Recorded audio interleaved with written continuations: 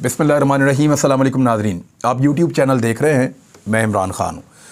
पहले मुझे लगता था पाकिस्तान में गुस्से में सिर्फ मरीम नवाज़ है, लेकिन अब पता चला है कि जनरल रिटायर्ड कमर जावेद बाजवा भी बहुत गुस्से में हैं और अब वो अपने गुस्से का इजहार भी कर रहे हैं। उन्होंने पहले भी कुछ सहाफ़ियों से मुलाकातें की, जो बातें उन्होंने की वो उनके साबिका मनसब से मैच नहीं करती। वो पाकिस्तान के आर्मी चीफ़ रहे हैं, उन्हें इस बात का ख्याल रखना चाहिए कि अब वो आर्मी चीफ़ नहीं है, वो तो एक रिटायर आदमी है। उन्होंने कहा कि मैं गुमनामी की ज़िंदगी में चला जाऊंगा, तो चले जाएं फिर गुमनामी की ज़िंदगी में, लेकिन अपने इदारे के लिए मुश्किलात भी पैदा कर रहे हैं, ऐसे बयानात भी दे रहे हैं जिससे इदारे की बदनामी भी होती है। यानी रिजीम चेंज ऑपरेशन, जिसके बारे में इमरान खान साहब बार बार कहते थे, हम सवाल हाथ उठाते थे, बल्कि कहते थे, मैं तो ये कहता था कि रिजीम चेंज हुआ है, आज भी कहता हूँ, इसलिए कि हमने होता हुआ देखा है। हमें पूरा यकीन है कि रिजीम चेंज ऑपरेशन बिल्कुल हुआ है और उसके लिए बहुत सारे सवालात हमारे पास थे, कोई जवाब ही नहीं दे सका, तो इसलिए हमें यह लगता था। तो जनरल बाजवा ने जो कुछ अभी तक कहा, वो जनरल बाजवा की अपनी शख्सियत को कितना डैमेज कर रहा है वो चीज़ एक जगह पे है, लेकिन मुझे अब ऐसा लगना शुरू हो गया है सीरियसली कि वो जनरल बाजवा के साबिका इदारे को भी नुकसान पहुंचा रहा है। अब उन्होंने आफ्ताब इकबाल साहब से मुलाकात की है, मेरे बड़े भाई हैं, बड़ा मेरा उनसे प्यार है। मैं वैसे उनको फ़ोन करूंगा, कुछ चीज़ें ऑफ द रिकॉर्ड ज़रूर वो मुझे बताएंगे मज़ीद, लेकिन आफ्ताब इकबाल साहब ने कहा कि जनरल बाजवा उनको बहुत गुस्से में लगे और उन्होंने कहा कि मेरे पास तो इमरान खान की बड़ी वीडियोज़ हैं अभी, और वो वीडियोज़ मैंने खुद बनाई हैं, और उन वीडियोज़ के बारे में तो फैज़ हमीद को भी नहीं पता, उस वक्त के DGISI को, और उन वीडियोज़ में इमरान खान साहब नवाज शरीफ के खिलाफ बातें कर रहे थे और मुझे कह रहे थे कि आपने नवाज शरीफ को फंसा दिया है। इससे इमरान खान का कुछ नहीं बिगड़ेगा, क्योंकि बाजवा साहब आपने नवाज शरीफ साहब को फंसाया था तो नवाज शरीफ साहब की पार्टी ने आपको एक्सटेंशन के लिए वोट दे दिया था ना।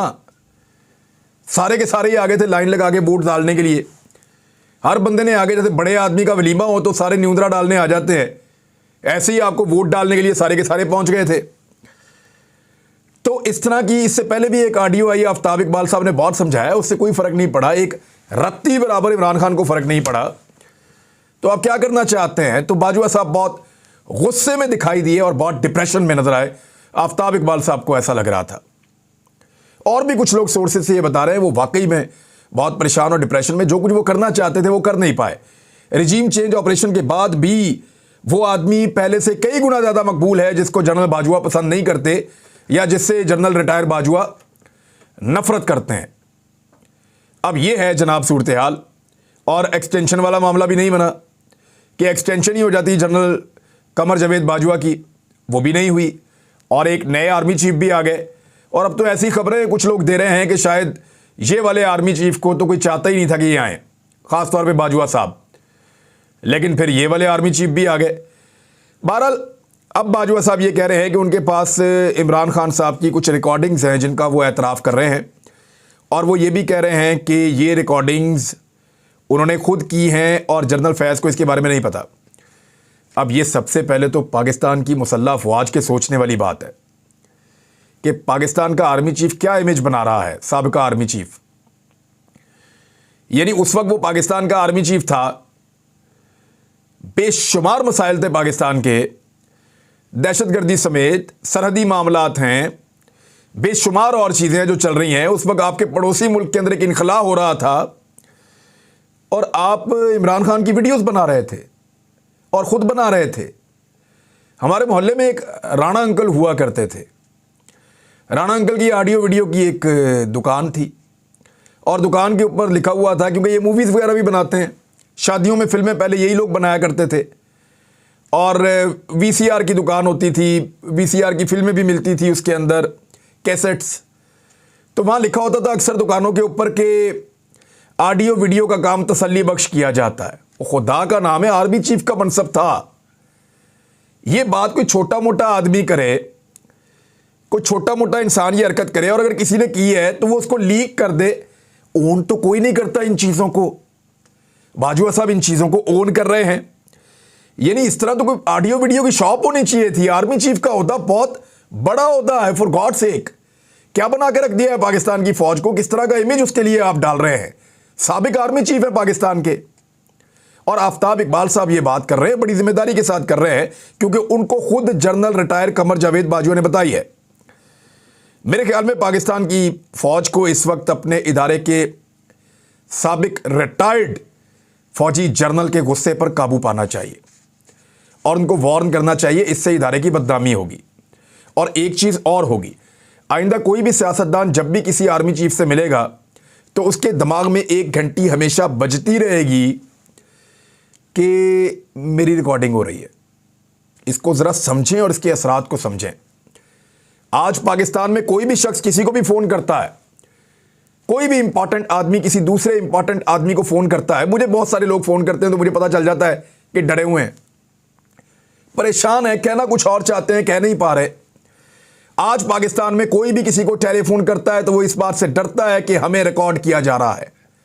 आज पाकिस्तान में कोई भी किसी से मिलता है तो वो ये डर उसके साथ मिलता है कि मुझे रिकॉर्ड किया जा रहा है, मेरी वीडियो बनाई जा रही है। क्या आइंदा कोई आर्मी चीफ जब किसी वजीर आजम से मिलेगा, किसी वजीर से मिलेगा, तो जनरल बाजवा के स्टेटमेंट के बाद क्या वो लोग इस कॉन्फिडेंस के साथ मिल रहे होंगे कि हमारी रिकॉर्डिंग नहीं हो रही या हमारी वीडियो या हमारी ऑडियो नहीं बन रही? मेरे ख्याल में इदारे को इससे ज़्यादा कोई और नुकसान नहीं पहुंचा सकता। लोगों के ऊपर मुकदमा दर्ज किए जा रहे हैं, बगावत के, गद्दारी के, कहा जा रहा है कि जी इदारे को डीफेम कर रहे हैं, इदारे को बदनाम कर रहे हैं। अभी एक नया कानून आ रहा है जनाब, के फौज और अदलिया को बदनाम करने की कोई कोशिश करेगा तो उसको 5 साल के लिए जेल में डालेंगे। और 5 साल के लिए जेल में ना डालें, 5 साल के लिए चुप तो करवा दें। इससे ज़्यादा बदनामी और फौज की क्या होगी कि साबिक आर्मी चीफ कह रहा है, थोड़ा अरसा पहले अभी रिटायर हुआ, वो ये कह रहे हैं कि मैं रिकॉर्ड करता था उस वक्त के वजीर आजम को, उसकी मैं वीडियो बनाता था। हद हो गई है। वैसे ये तो ऑडियो वीडियो की दुकान ही हो गई। पहले हमने यहाँ सुना था एक जो है वो वीडियो रानी के नाम से, अब हमें ऐसा लगता है एक वीडियो राजा भी है पाकिस्तान में। एक अजीबो गरीब सूरत-ए-हाल पैदा हो गई है और ये बहुत अफसोसनाक है।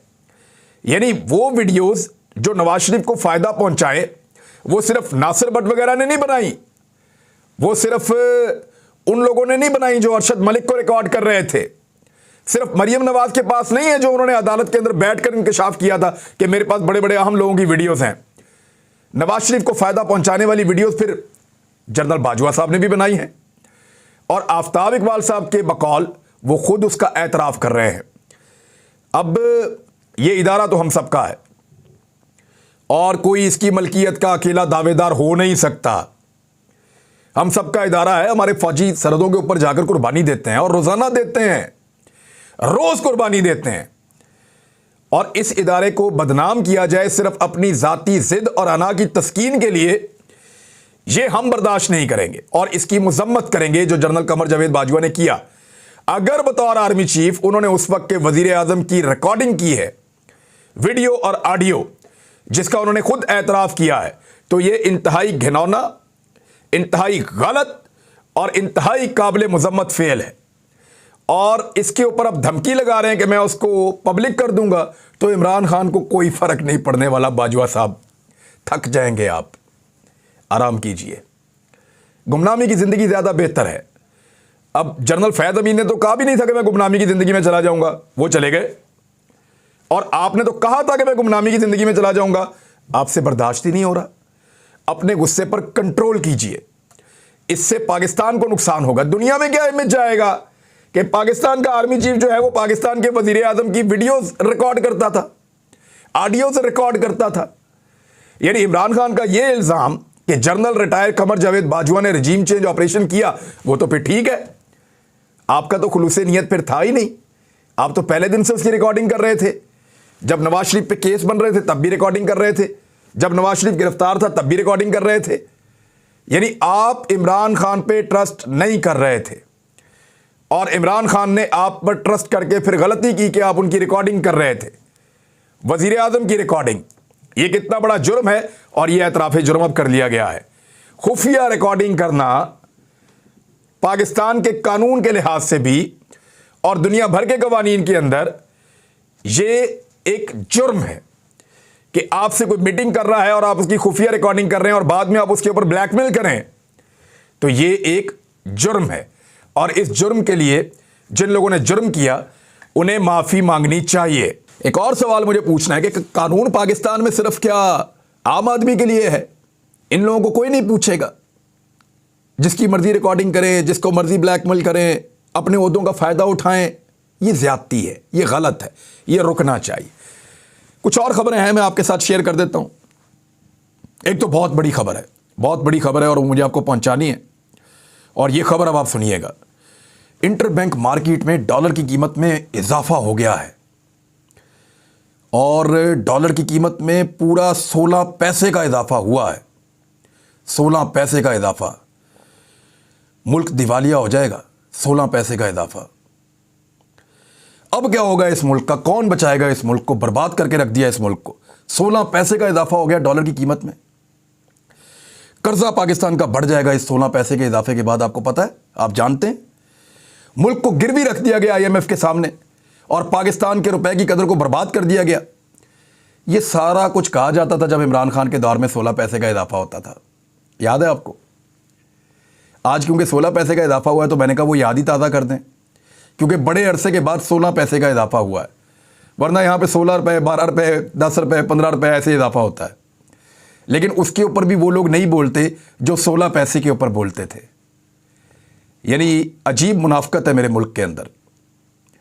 जब डॉलर की कीमत 1-1 रुपया करके, चंद पैसे करके बढ़ती थी, तो तब ये लोग ज़मीन आसमान के कलाबे मिला देते थे। हमारे कुछ दानिश्वर इतनी ऊंची ऊंची छलांगे मारते थे कि बांदरों को खतरा पड़ जाता था कि ये हमसे आगे ना निकल जाएं। लेकिन अब जब इजाफा होता है और बहुत ज़्यादा रुपयों में होता है तो कोई भी नहीं बोलता। तो मुझे सिर्फ आपको याद दिलाना था उस दौर की रिपोर्टिंग, कि उस दौर में रिपोर्टिंग हुआ कैसे करती थी। बहरहाल एक मिनी बजट है, वो आ रहा है 170 अरब रुपए का, और इस मिनी बजट के लिए नए टैक्सेस लगाए जाएंगे। देखिए, एक बजट वो था जो जून में आया, उसके बाद एक बजट वो था जो मिनी बजट दोबारा मिफ्ता इस्माइल लेकर आए, फिर एक बजट वो था जो इसहाक डार साहब आए तो उन्होंने दोबारा टैक्सेस लगाए, और उसके बाद अब एक और बजट आ रहा है इसी महीने में जो पाकिस्तान की कौम के ऊपर नाफिज किया जाएगा। और बहुत सारी जो सब्सिडीज़ पाकिस्तानियों को मिल रही थी, बहुत सारी जो रियायती थी पाकिस्तानियों की, वो सारी की सारी ख़त्म होने जा रही हैं। GST की शरह 1% और बढ़ा दी जाएगी। यानी अब आप 100 रुपया जब भी खर्च करेंगे उसमें से 18 रुपये सरकार के पास चले जाएंगे। यानी जब जब आप 100 रुपये का नोट खर्च करेंगे तब तब 18 रुपये सरकार के पास चले जाएंगे। और इससे बड़ा जुल्म और क्या होगा? ये बोझ पब्लिक के ऊपर पड़ेगा। लेकिन अब पब्लिक को ये बोझ उठाना पड़ेगा। और ये मत समझिएगा कि इमरान खान की हुकूमत आएगी, मैं रिकॉर्ड के लिए आज ये बात कह रहा हूं, और आज तारीख है, जब आप ये वीडियो सुन रहे हैं 14 फरवरी, तो 14 फरवरी को मैं आपको ये बता रहा हूं, और आप इसको रिकॉर्ड के ऊपर रख लीजिएगा कि इमरान खान का दौर आ भी गया, अगर वो हुकूमत में आ भी गए तो ये महंगाई अब ख़त्म नहीं होगी। ना ये डॉलर एकदम नीचे जाएगा, ना पेट्रोल की कीमतें कम होगी एकदम, ना गैस और बिजली की कीमतें कम होगी एकदम। ये अब 10 साल का नुस्खा है। वजह यह है कि IMF के साथ पहले तो इन्होंने मईशत को पूरा तबाह किया। जब वो बर्बाद हो गई तो अपनी सियासत बचाने के लिए IMF के साथ पाकिस्तान की तारीख का सबसे मुश्किल मुआहदा किया, और उस मुआहदे के बाद अब पाकिस्तान को यह बोझ उठाना पड़ेगा। जिसकी भी हुकूमत आएगी उसको यह बोझ उठाना पड़ेगा।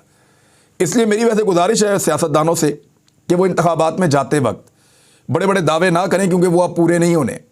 बड़े बड़े दावे ना करें, क्योंकि अब आप महंगाई को कंट्रोल नहीं कर पाएंगे, अब कई साल लग जाएंगे। हाँ, कुछ चीज़ों में आप कुछ हद तक रिलीफ दे पाएंगे गरीब को, लेकिन ये महंगाई अब रहेगी, क्योंकि पाकिस्तान ने खौफनाक किस्म का मुआहदा कर लिया है। अफसोसनाक वाक़यात हो रहे हैं। सस्ता आटा लेने के लिए, सरकारी आटा लेने के लिए एक शख्स लाइन में खड़ा था, उसको दिल का दौरा पड़ा और उसका इंतकाल हो गया मियाँ वाली में। इस तरह की खबरें पाकिस्तान के मुख्तलिफ इलाकों से आती हैं। पहले सिंध से भी आ रही थी। चीन की सरकारी शिपिंग कंपनी ने पेशगी रकम के बगैर पाकिस्तान में कंटेनर्स की रवानगी जो है वो मुअत्तल कर दी है। यानी चाइनीज़ कंपनीज भी अब ये देख रही हैं कि पाकिस्तान जो है वो पेमेंट ही नहीं कर रहा। शाहिद खाकान अब्बासी साहब ने एक स्टेटमेंट दिया और बड़ा क्लियरली उन्होंने कहा कि 90 दिन में इलेक्शन होने चाहिए और आइन के मुताबिक यही होना चाहिए। उन्होंने कहा कि ज़िमनी इंतखाबात में मुस्लिम लीग नून हिस्सा नहीं ले रही, सियासी इंतकाम के हक में नहीं हूं, अगर कानून तोड़ा है तो केसेस का सामना करना चाहिए। पंजाब और खैबर पख्तूनख्वा के बाद अब बलूचिस्तान की असम्बली तहलील होने के लिए भी आवाज़ें उठना शुरू हो गई हैं। हो सकता है वो असम्बली तहलील हो जाए। उसका रीज़न ये है कि उनके पास बजट नहीं है और उनके पास वफाक उनको पैसे नहीं दे रहा, और उन्होंने बार बार वार्न किया कि वफाक पैसे नहीं देगा तो हम तनख्वाहें भी नहीं दे पाएंगे। तो उन्होंने मुशावरत आपस में ये की कि अगर पैसे ही नहीं हैं तो फिर हम असम्बली क्यों ना तहलील कर दें, इस हुकूमत में रहने का फ़ायदा क्या है। और ये पैगाम वफाकी हुकूमत को पहुंचा दिया गया है। अब या तो आप वहाँ पे पैसे पहुँचाएँ तो या फिर वहाँ पे भी असम्बलियाँ तहलील हों, उनका भी सामना करें। बहरहाल आज के दिन के लिए एक और ख़बर यह है कि इलेक्शन कमीशन का एक वफद जाएगा गवर्नर हाउस और उनसे मिलकर मुशावरत करेगा कि इलेक्शन कब करवाने हैं। वैसे शर्म आनी चाहिए, अदालत ने इतने दिनों से कहा हुआ है और अभी तक ये फ़ैसला नहीं कर पाए कि इलेक्शन कब करवाने हैं। एक्चुअली फ़ैसला जहाँ पे होना है ना, डिस्कशन वहाँ नहीं हो रही। वो तो फ़ैसला लिखकर इनको भेज देंगे और ये उस पर अमल दरामद कर देंगे। यही पाकिस्तान है। बंद कमरों के इन्हीं फ़ैसलों से जान छुड़ाने के लिए आईने पाकिस्तान मौजूद है और इंशाल्लाह जान छूटेगी। अब तक के लिए इतने ही। अपना ख्याल रखिएगा। अपने चैनल का भी अल्लाह हाफ़िज़।